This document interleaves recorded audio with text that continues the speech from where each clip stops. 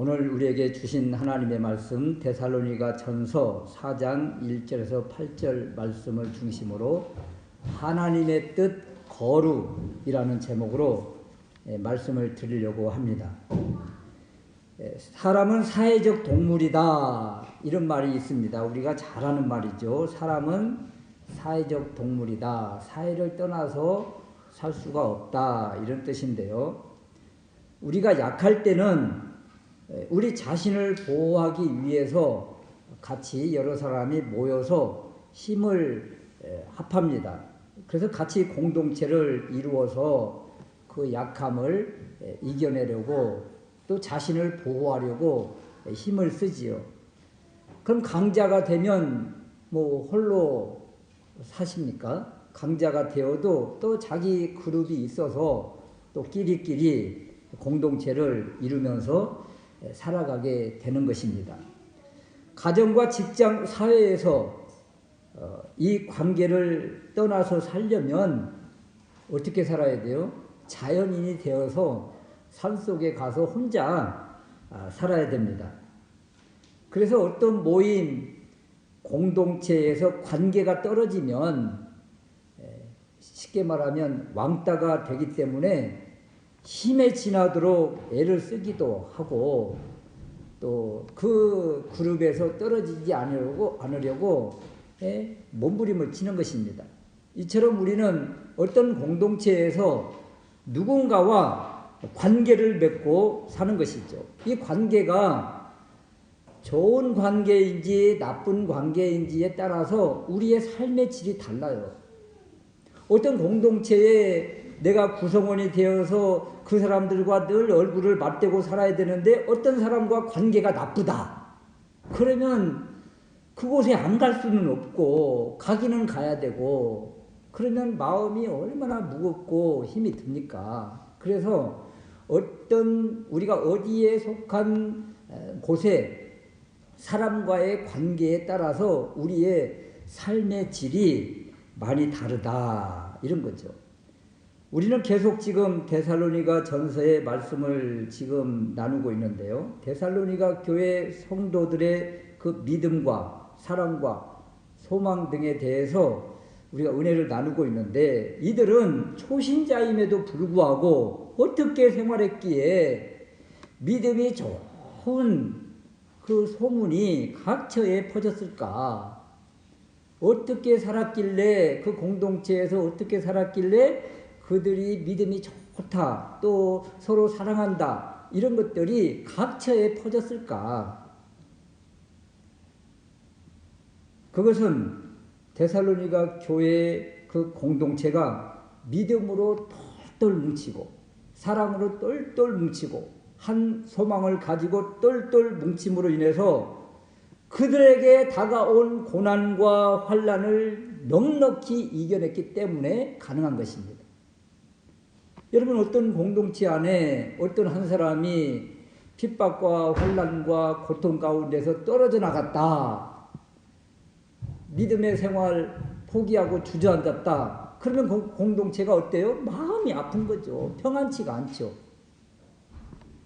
그런데 이들은 같이 한마음 한뜻으로 똘똘 뭉쳐서 이 고난과 환난을 이기고 같이 힘있게 나아가니까 이들의 믿음에 대한 소문이 각처에 퍼지게 된 것입니다. 그러면 우리는 각자가 어떤 공동체 안에 속해 있는데 그 공동체에서 우리는 어떤 관계를 맺고 있는가? 우리 크리스찬은 가정이라는 공동체, 또 일터 직장이라는 공동체, 또는 사회에서 어떤 공동체의 구성원으로 살고 있는데 어떻게 살아야 되는가? 이 삶에 대한 지침을 오늘 우리에게 주시는 것입니다. 이 바울 서신을 우리가 읽다 보면 바울 서신의 그 흐름이 대부분 그래요. 이 전반부는 교리에 대한 말씀의 부분이라면 후반부는 그 삶에 대한 말씀으로 적용하는 말씀으로 이렇게 나누어져요. 대표적으로 로마서를 봐도 1장에서 11장까지는 이신칭이 믿음으로 의롭게 된다는 그 말씀, 교리적인 부분을 율법적으로 계속 설명해 주고 있다면 12장부터는 그러므로 형제들아 내가 하나님의 모든 자비하심으로 너희를 권하노니 너희 몸을 하나님이 기뻐하시는 거룩한 산 제사로 드리라. 이는 너희의 드릴 영적 예배니라. 하나님이 기뻐하시는 거룩한 산 제사, 영적 예배, 삶의 예배를 드리라는 거죠. 믿음으로 어렵게 됐는가? 교리적으로 계속 설명한 다음에 이렇게 믿어서 하나님의 사람이 되었는가? 그렇다면 삶 가운데 이렇게 예배하면서 사시오. 이렇게 삶의 부분을 진단을 해주는 거예요. 오늘 데살로니가 전서도 마찬가지 전개의 모습입니다. 4장부터는 이제 크리스찬은 이렇게 살아야 됩니다 하면서 삶의 지침을 주는 거예요.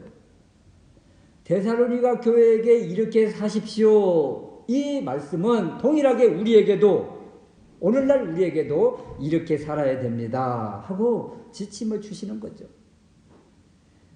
지난 3일 수요 예배 때도 이런 말씀이 있었어요. 서로 사랑하십시오. 하나님 앞에서 거룩함에 흠이 없어야 됩니다. 이런 말씀을 들으면 우리 어떤 생각이 들어요? 사랑하면서 사십시오. 거룩함에 흠이 있으면 안 됩니다. 이건 3장 후반절의 말씀인데 지침이 너무 무겁지요. 힘들지요. 그래서 낙심이 되고 좌절이 되지만 우리에게 성령님을 주시고 하나님이 힘주시면 할 수 있다는 거죠. 하나님이 사랑을 우리에게 넘치게 부어주시면 사랑할 수 있다는 것이지요. 하나님께서 우리 마음을 굳게 강하게 담대하게 해주시면 이 말씀, 이 지침 우리가 살아낼 수 있다는 것입니다. 그러므로 오늘 말씀도 하나님의 뜻 거룩인데 거룩한 삶을 살자 그러면 무겁고 힘이 들지만 하나님이 힘주시면 할 수 있습니다 하는 믿음의 고백을 할 수 있게 된다. 그래서 오늘 말씀을 통해서 그럼 하나님의 뜻이 무엇일까? 먼저 이것을 우리가 좀 알아야 되지 않겠습니까? 하나님의 뜻을 알고 또 나만 하나님의 뜻 가운데 사는 것이 아니라 또 공동체 안에 누구에게도 이렇게 사는 것이 마땅하다네요. 이렇게 권면도 해야 되는데 그럼 어떻게 해야 될까? 이런 것입니다. 첫 번째 이런 거예요. 사람과의 관계에서 권면할 때 바울처럼 하자 이런 겁니다. 아무리 좋은 말이라도 관계가 좋지 않은 사람에게 이렇게 하세요. 그러면 그 사람이 듣습니까? 마음을 닫고 거부하게 되죠.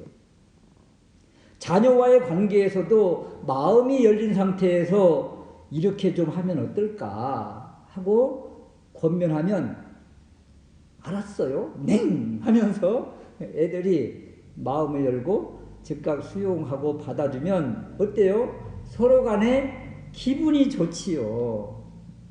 사도 바울은 데살로니가 교회 성도들에게 어떻게 권면하는가 이 권면의 단계들을 한번 보자는 거예요. 1절 말씀의 끝으로 형제들아 우리가 주 예수 안에서 너희에게 구하고 권면하노니 부탁하노니 너희에게 마땅히 행할 일과 하나님을 기쁘시게 할 것에 대해서 말하고 싶다. 사도 바울이 데살로니가 교회와 성도들에게 권면할 때 사도적인 권위로 목회자의 권위로 또는 아버지 같은 권위로 이렇게 해.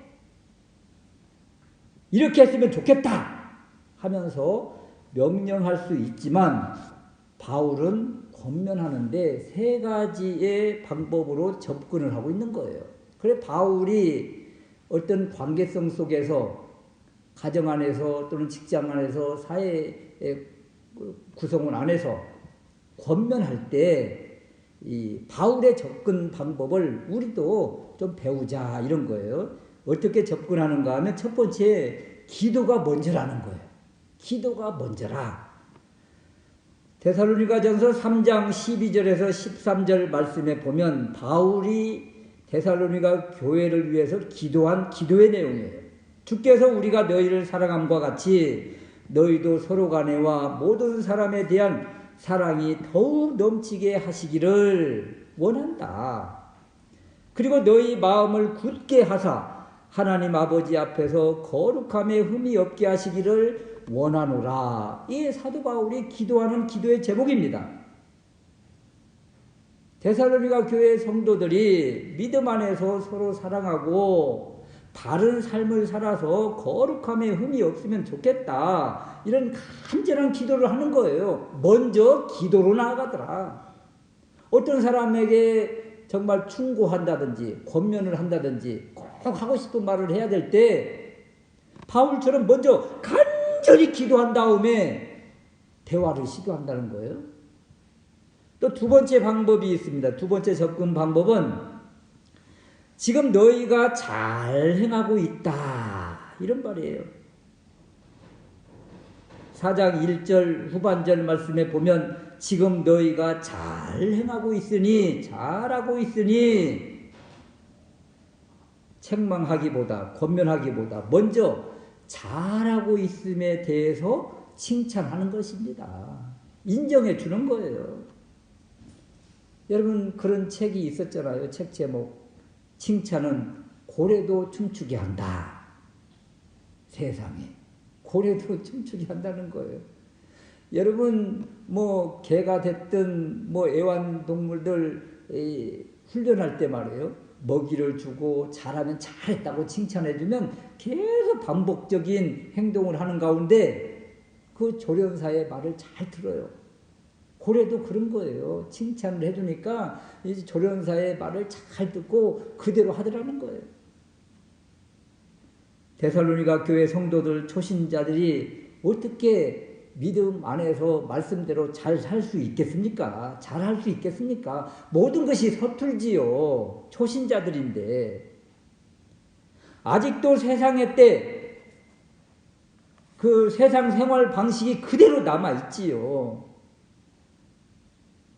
저도 말이에요. 처음 예수 믿고 이렇게 신앙생활을 할 때 청년기 때 얼마나 이 술과 담배 속에서 살았었습니까? 그러니까 이 차를 먹어도 술 먹는 모습처럼 하다못해 빼빼로를 먹어도 담배를 피는 것처럼 이렇게 그렇게 잡히는 거예요. 이 자세가. 그러니까 아무리 예수를 믿고 주님 안에 들어왔지만 처음 생활 모습, 우리의 그 자세, 생활 양식이 그냥 완전히 단절된 것이 아니잖아요. 완전히 끊어진 것이 아니잖아요. 그러니까 옛날 그 생활 방식이 그대로 나오는 거예요. 예수를 믿어도 말입니다. 데살로니가 교회, 이제 막 예수 믿기 시작한 초신자들입니다. 이들이 세상 생활 방식 그대로 남아있지요. 지적하고 싶지만 그러면 안 돼. 자세를 바꿔주고 싶지만 먼저 칭찬을 하더라. 지금 너희가 잘 행하고 있다. 그러면서 권면하고 부탁을 하는 것입니다. 이런 모습을 보통 우리가 주마가편이라 달리는 말에 채찍질 한다는 거예요. 달리는 말 더 잘 달릴 수 있도록 채찍질 한다. 이런 모습으로 사람을 대하고 그들을 권면하면 또 자녀들을 대하면 자녀들의 마음이 활짝 열려져서 알았어요. 네, 더 잘할게요. 자신들이 잘못하고 있는 것 잘 알지만 이제 바꿔볼게요. 노력할게요. 이렇게 긍정적으로 다가오게 되는 것입니다.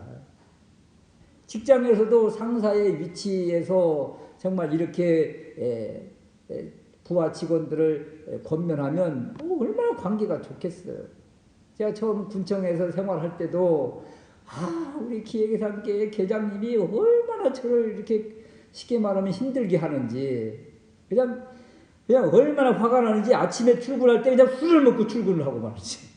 그러다가 그냥 도저히 안 되게 생겨서 아유 내가 옮겨야지, 내가 옮겨야지. 그래서 의료보험조합으로 이렇게 옮긴 것 아닙니까? 자, 그러니까 직장의 상하 관계도 이렇게 이런 모습으로 접근을 한다면 상사는 상사대로, 부하는 부하 직원대로 서로 간의 관계가 얼마나 아름답겠어요. 칭찬은 고래도 춤추게 한다. 칭찬은 자녀들을 이렇게 복돋아 주는 것입니다. 우리 사회 관계 공동체 안에서도 동일한 것이죠. 세 번째 접근 방법인데요. 이 정도 되면 명령을 내려도 될 듯한데 그것도 조심스럽게 사도 바울은 권위를 내려놓고 부드럽게 권하더라 이런 거예요. 데살로니가 교회 성도들 이 편지를 받고 어떤 마음이 들겠습니까? 마음이 활짝 열려서 알았어요 선생님, 무슨 말씀을 주시든지 어떤 힘든 무거운 짐이 되었던 말씀이 됐든지 아멘 할게요, 이렇게 먼저 마음이 열려지는 거예요. 우리 모두는 어떤 관계 안에서 살아가고 있습니다. 공동체를 다 구성하고 있어요. 자연인이 되어서 산속에 사는 사람 없잖아요. 가정을 꾸리고 있고 가정 안에서 사회 일터 직장 안에서 또는 동창회 또 여러 가지 모임 관계를 가지고 있는데 우리가 속한 관계 안에서 우리가 어떤 모습으로 다가가야 되는가. 오늘 말씀처럼 오늘 사도 바울처럼 이렇게 일방적인 소통 권위 의식이 아니라 다 내려놓고 수평적인 관계, 아니요 더 낮아진 관계에서 이렇게 대할 때 서로 간에 마음이 열리고 관계가 회복되어지고 이런 모습 속에 하나님의 사람이 있는 그 자리가 화평의 자리가 되고 복된 자리가 되고 웃음이 넘치는 그런 자리가 된다는 거예요. 이런 은혜가 있으시기를 주님의 이름으로 축원합니다. 두 번째는요, 사도 바울이 부탁 권면하고 싶은 것이 있습니다. 무엇일까요? 하나님의 뜻대로 살아야 됩니다. 이런 것입니다. 하나님의 뜻대로 사십시오. 이 말을 하고 싶어서 사도 바울이 이렇게 지금 권면하고 있는 거예요. 데살로니가 전서에 하나님의 뜻에 대해서 몇 군데 나오는 곳이 있는데요. 우리가 잘 아는 구절이에요. 데살로니가 전서 5장 16절에서 18절 말씀에 보면 항상 기뻐하라, 쉬지 말고 기도하여라, 범사에 감사하라. 이는 그리스도 예수 안에서 너희를 향하신 뭐라고요? 하나님의 뜻이니라. 하나님의 뜻 나오잖아요. 하나님의 뜻이 무엇이라고요? 물론 데살로니가전서 5장 할 때 말씀을 드리겠지만 항상 기뻐하라, 쉬지 말고 기도하라, 범사에 감사하라, 이것만이 아닙니다. 계속 연결된 거예요. 전후로 악을 갚지 말고 선을 행하여라. 또는 후반절에 성령님을 소멸하지 마라, 예언을 멸시하지 마라. 이런 모든 것들이 다 하나님의 뜻인 거예요. 우리는 하나님의 뜻 하면 그냥 성구 딱 뽑아서 있는 내용, 항상 기뻐하라, 쉬지 말고 기도하라, 범사에 감사하라, 이것만 아는데 전후에 있는 말씀이 다 하나님의 뜻이라. 오늘 4장 3절 말씀에도 하나님의 뜻을 끄집어내고 있습니다. 하나님의 뜻은 이것이니 너희의 거룩함이라. 거룩이라는 말을 지금 끄집어내고 있는 거예요. 하나님의 뜻은 거룩이다. 거룩이 무슨 뜻이에요? 그리스도인이 하나님을 닮아가는, 예수 그리스도를 닮아가는 그런 거예요. 그래서 성화라고 합니다. 5장에 나와 있는 항상 기뻐하라, 쉬지 말고 기도하라, 범사에 감사하라, 이것은 그리스도 예수 안에 있는 내적인 상태, 성령님의 내적인 역사로 봅니다. 그런데 오늘 우리에게 주신 거룩, 4장 3절의 거룩함은 성령님의 통치를 받는 그리스도인의 외적인 삶을 말하는 거예요. 외적인 삶. 하나님의 뜻은 이것이니 너희의 거룩함이라. 거룩, 성별, 성화라는 의미로, 그래서 거룩한 사람을 뭐라고 그래요? 성도라, 성자라, 성녀라 이렇게 부르는 것입니다. 고린도 교회를 향해서 성도라, 거룩한 무리라 이렇게 사도 바울이 이야기를 합니다. 고린도 교회 우리가 잘 아는 것처럼 고린도 교회 하면 파당도 많고 분열도 있고 당파도 있고 시련도 있고 또 음행도 있고 또 은사를 자랑하는 것도 있고 이런 교회가 고린도 교회인데, 그런 고린도 교회를 향해서 성도라 이렇게 부르거든요. 그래서 여러분 우리 각자에게 여러분은 성자이십니다, 여자분에게는 성녀이십니다 그러면 아이고 뭐 그렇게까지, 그래서 좀 이런 말을 들을 때 아이고 그냥 손사래를 치면서 아니에요 그러고 싶지요. 그런데 예수님 안에서 우리 모두는 성도라, 성자라, 성녀라 할 수 있습니다. 지금 우리가 완전한 성화의 모습을 이루지는 않아서 성도, 성자, 성녀 이 말을 들을 때 부담스럽지만 우리의 존재가 어떤 존재예요? 하나님의 자녀, 하나님의 사람, 크리스찬이잖아요. 그래서 성도인 거예요.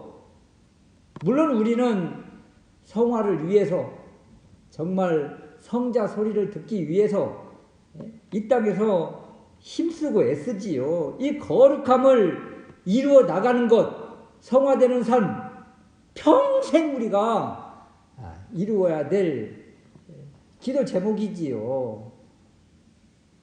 그렇지만 그것을 우리가 완전하게 이루지 못할지라도, 물론 완전하게 이루는 것은 이 땅에서 우리의 생명이 끝나야 되는 것이지만 완전함을 향해서 나아가는 존재, 거룩함을 추구하기 위해서 힘쓰는 존재, 이런 존재가 바로 우리예요. 우리 할 수 없다고 아니 그런 소리 하지 마세요 하면서 아예 그러면 거룩함을 포기하고 삽니까? 그렇지 않잖아요. 하나님의 말씀을 받았으면 그 말씀대로 살려고 힘쓰는 것, 이것이 바로 거룩의 모습이죠. 거룩한 삶, 누구에게 지금 부탁을 하고 있는가 하면 데살로니가 교회, 이들은 초신자. 여러분 이 데살로니가 교회가 사도 바울이 에베소 교회처럼 고린도 교회처럼 오랫동안 말씀을 가르치고 설교하고 그런 교회가 아닙니다. 달랑 3주 복음 전하고 떠날 수밖에 없었던 교회. 그런데 3주 동안 받은 그 복음의 말씀을 듣고 예수 안에서 믿음으로 살아내는 사람들, 그러니 아는 말씀도 부족하지요. 그러니까 거룩한 삶을 살려면 한참 멀어요. 왜? 말씀을 알아야 삶의 지침을 따라가는 것인데 아는 것이 별로 없어요. 그런데도 불구하고 이 초신자 교회인 데살로니가 교회의 거룩함을 지금 이야기하고 있다는 것입니다. 그러면 우리는 어때요? 우리가 너무 참 이 거룩이라는 삶, 거룩이라는 단어 자체를 너무 우리가 그냥 생각도 하지 않고 살았구나. 반성해야 되는 거죠. 그럼 거룩한 삶, 이것이 우리의 애적인 삶인데, 그럼 구체적으로 어떻게 살라는 것인가? 4가지의 모습을 우리에게 지금 보여줍니다. 첫 번째는 이런 것입니다. 3절 말씀인데요. 3절 후반절에 음란을 버려라. 데살로니가 이 도시는 세속의 도시이고 화려한 도시이고 경제 도시이고 문화 도시이고 향락의 도시입니다. 더군다나 이 도시에는요, 아프로디테스 이 비너스라는 이 여신을 섬기는 곳이에요. 여신을 섬긴다. 여러분 비너스 그림 보셨죠? 아시죠? 이렇게 예쁜 여자가 이렇게 해가지고 요 상반신이 다 드러나고 밑에는 그냥 뭐 하얀 옷같이 이렇게 있어가지고 이렇게 있는 거 가슴 다 드러내고 이게 비너스 여신이에요. 그러니까 왜 여신의 모습이 왜 이럴까요? 음란하다는 거예요. 음란. 이런 조각품들 보면 다 이렇게 옷을 벗고 가슴을 드러내고 있는 거예요. 경주 보문단지에 참 가족이 가서 이렇게 산책을 하다가 참 나쁘끄러워서 보지 못하는 그런 조각품이 있다고 그래요. 저도 사진만 봤는데 이 남자가 있고 여자가 있는데 완전 나신으로 이렇게 조각품을 만들어놔서 이 젊은 사람들은 가서 그 나신을 만들고 만지면서 이렇게 뭐 사진을 찍고 그런다는데 그래서 자녀들하고 갈 때 너무 부끄럽고 수치스럽고 그래서 하도 민원을 내서 이제 그 조각상을 이제 없애버렸답니다. 지금은 이제 없어요. 그거 가서 보려고 하지 마세요. 지금은 없앴다는데 이런 것입니다. 이런 것들을 그 도시에 세워놓고 그 신을 섬기는 거예요. 이런 모습이 구약에도 나와 있는데 구약의 북이스라엘 아합과 이세벨 시대 바알과 아세라를 섬겼던 시대가 이랬습니다. 푸른 나무 아래에서 음란을 하는 것 이것이 바로 그 신을 섬기는 제사 행위예요. 그래서 창녀들이 또는 남창들이 그렇게 많았던 것입니다. 그 시대에. 그러니까 데살로니가 교회도 이 비너스 신 이런 신을 섬기면서 예배, 제사, 종교 행위라는 것이 종교 행위가 음란이에요. 성적 부도덕인 것입니다. 그러면 복음 안에 들어온 여러분들 이 음란을 버려야 됩니다. 그냥 마음대로 이 음란했던 그 시대, 그 생활 양식, 그거 다 끊어야 됩니다. 과감하게 복음을 받아들이고 예수 그리스도를 믿는 크리스찬들아, 데살로니가 교회 형제들아, 부탁하노니 거룩하라. 거룩은 다른 것이 아니라 바로 이 음란을 버리는 것이다. 그래서 우리는 음란하면 여러 가지의 모습이 있지만 대표적으로 데살로니가 교회에서의 음란은 바로 이 종교적인 음란이었다. 이런 것입니다. 두 번째는요, 5절 말씀인데 하나님을 모르는 이방인과 같이 악한 욕망에 휘둘리지 말라. 악한 욕망에 휘둘리지 마라. 세상 사람들은 하나님을 모르기 때문에 하나님의 뜻, 이 기준이 없어요. 그냥 악한 욕망, 색욕, 감정, 그냥 생각나는 대로, 이끌리는 대로, 마음대로 사는 것입니다. 욕망대로 사는 사람, 그 사람의 말로는 어때요? 뻔합니다. 파멸입니다. 파멸. 다 죽는 것이죠. 악한 욕망, 감정대로 휘둘리지 말자. 내가 주인 되면 내 마음대로, 내 뜻대로 살잖아요.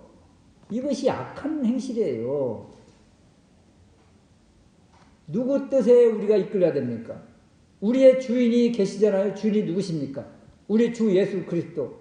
우리 주님을 믿음으로 고백하고 내 안에 주님을 모시고 산다면 주님 뜻대로 살려고 힘써야 되지 않겠는가. 악한 욕망에 휘둘릴 때 또는 감정에 이끌릴 때 여러분 관계가 다 끊어지는 것입니다. 감정에 이끌렸다가 그냥 내 욕망대로 살다가 여러분 얼마나 많은 수치를 당합니까? 세 번째 어떻게 살라고 하십니까? 6절 말씀인데요. 분수를 넘어서지 말라. 경계선을 넘지 말라. 이런 것입니다.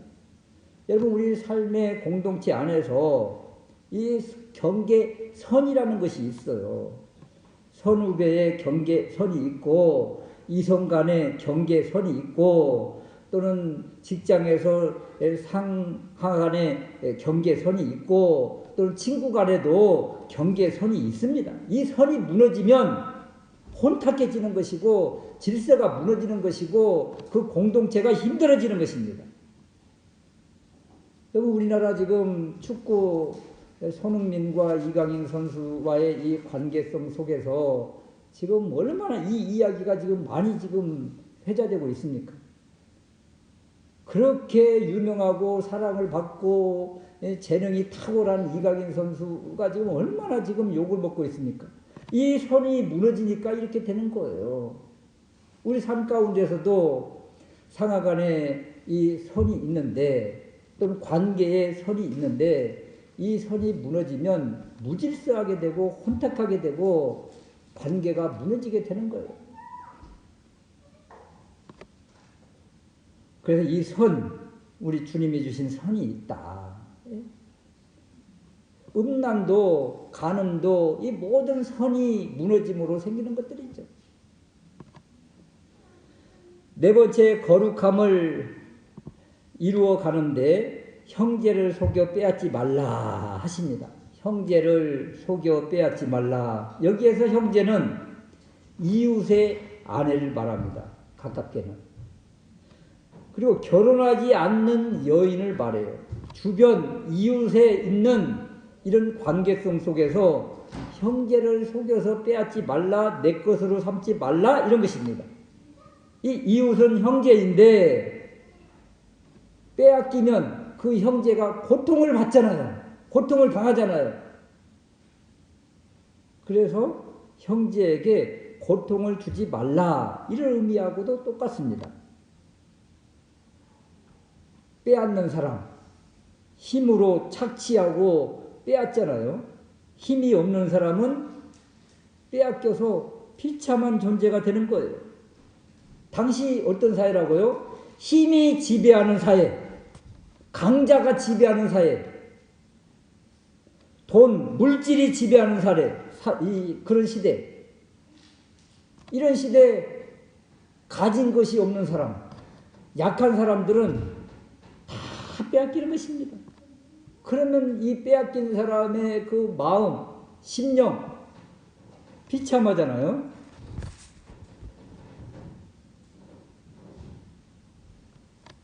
이렇게 상대방에게 아픔을 주지 말고 상대방의 것을 빼앗지 말라. 이것이 바로 거룩한 하나님의 뜻 가운데 사는 것이라는 거예요. 이렇게 사는 것, 이것이 바로 거룩이라는 것입니다. 여러분, 지금 네 가지의 거룩한 삶을 이야기했는데 어려워요? 아니, 우상숭배, 음란을 버리자, 악한 욕망에 끌려다니지 말자, 분수대로 경계선을 지키면서 살자, 형제를 속여 빼앗지 말라. 그렇게 큰 어려운 게 없잖아요, 사실.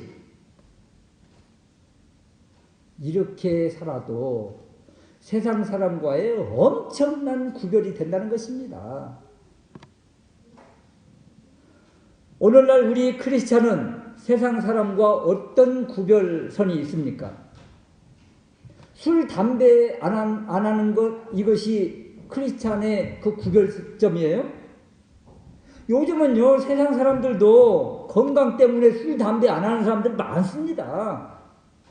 그러니까 술, 담배 가지고 거룩하다, 또는 세상 사람과 나는 다르다, 이렇게 이야기할 수가 없어요.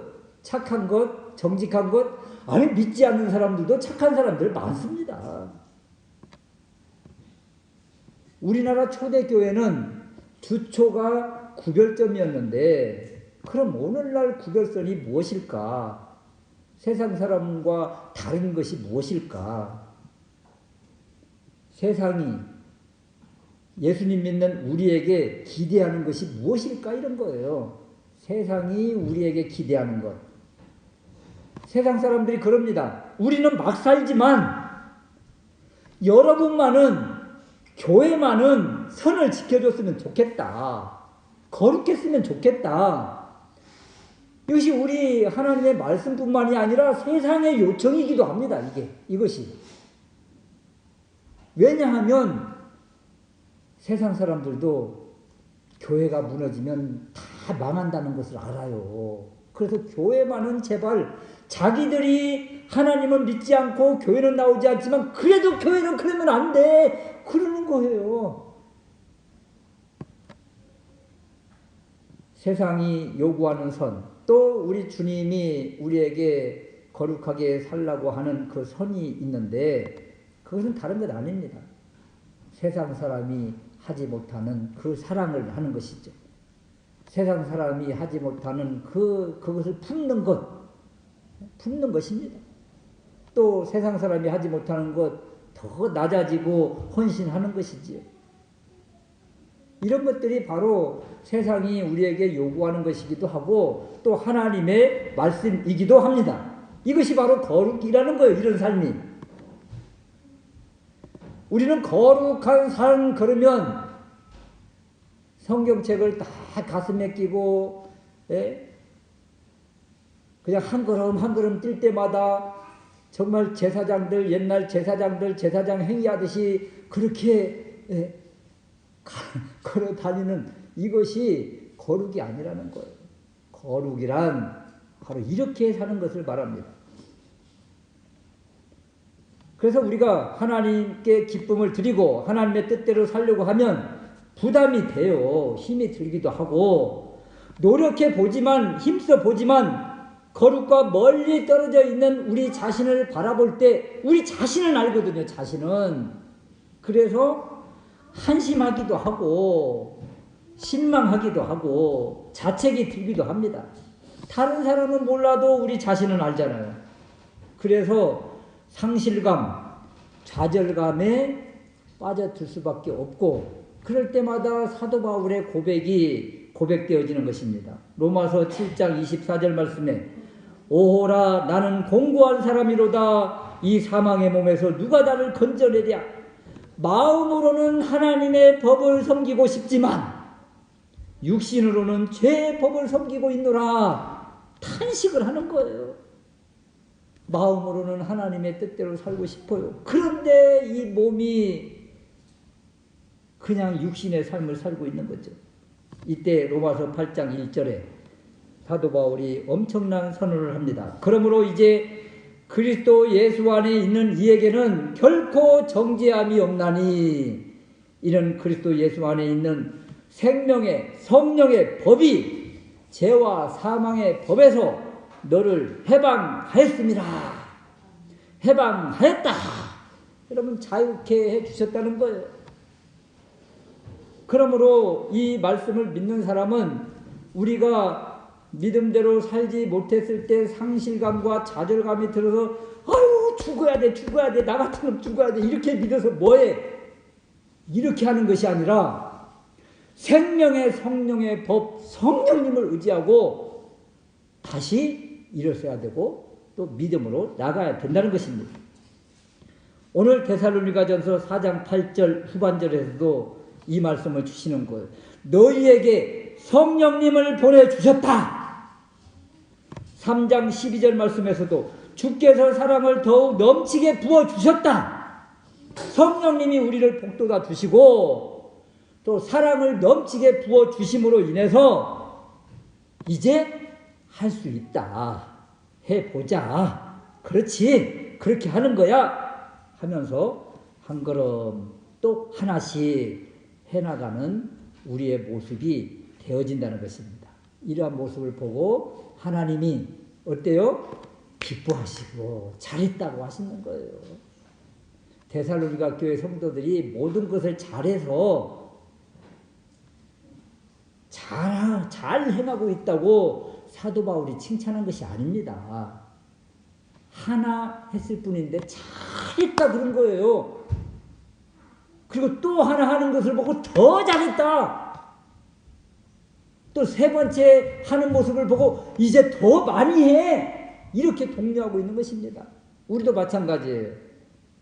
거룩한 삶, 하나님께 기쁨이 되는 존재, 그것은 우리가 모든 것을 잘하기 때문에 그런 것이 아니라 하나씩 주님이 주시는 힘으로 또 우리가 받은 말씀 가운데 그 어떤 하나라도 이렇게 행할 때 우리 주님이 기뻐하시고 우리 안에 내주에 계시는 성령님이 역사하시고 강하게 하시고 기뻐하시고 우리를 더 다른 것도 할 수 있도록 이끌어 주시는 것입니다. 데살로니가 교회 이 성도들은 바울이 선포한 그 하나님의 말씀을 하나님의 말씀으로 받았더니 말씀이 역사를 하니까 그렇게 살아내게 된 거예요. 우리도 우리에게 주어진 하나님의 말씀 또 선포된 하나님의 말씀을 하나님의 말씀으로 아멘하고 그 말씀을 한 주간 또 되뇌이고 되새기고 묵상하다 보면 그 말씀이 우리를 이끌어 가십니다. 역사하는 것입니다. 그래서 하나님의 말씀에 이끌려서 한번 어떤 하나를 살아낼 때 내 욕망을 잠재우고 하나님의 뜻을 드러낼 때 아이고 되네 돼 아이고 그래서 자신이 막 그냥 기쁘는 거예요. 자신이 하나님이 이렇게 또 기뻐하시고 말입니다. 그런 믿음의 삶을 말로 아닌 행동으로 삶으로 살아내는 우리 모두가 될 수 있으시기를 주님의 이름으로 축원합니다. 아멘.